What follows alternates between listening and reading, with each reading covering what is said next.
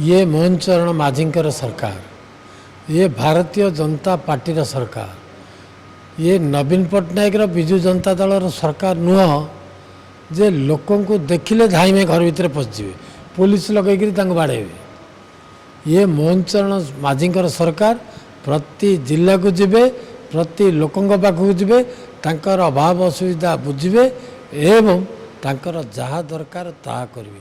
Bharatiya Janata party निष्पत्ति करिछि, मोहन चरण माझी निष्पत्ति करिसेंती।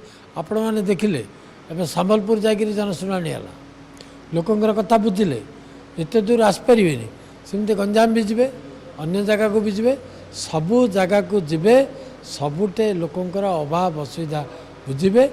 जेहेतु ये लोकंकर सरकार, मोहन माझी लोकंकर मुख्यमंत्री, से आम अनुरोध करुचु जे जो माने बाउले चाउले होउचंती मोहन चरण माझी के नेगिरी विभिन्न कथबार्ता करुचंती आउ न करिवाटा भल हम तांका पई।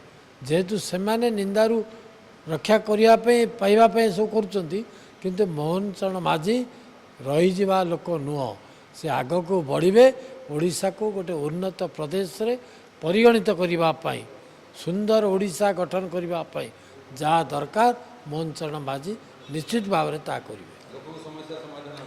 लोकंकर समस्यार समाधान हम एवं ओडिशा ऊपर को जीव, भारतर गोटे प्रतिष्ठित राज्य भाव में परिगणित हम।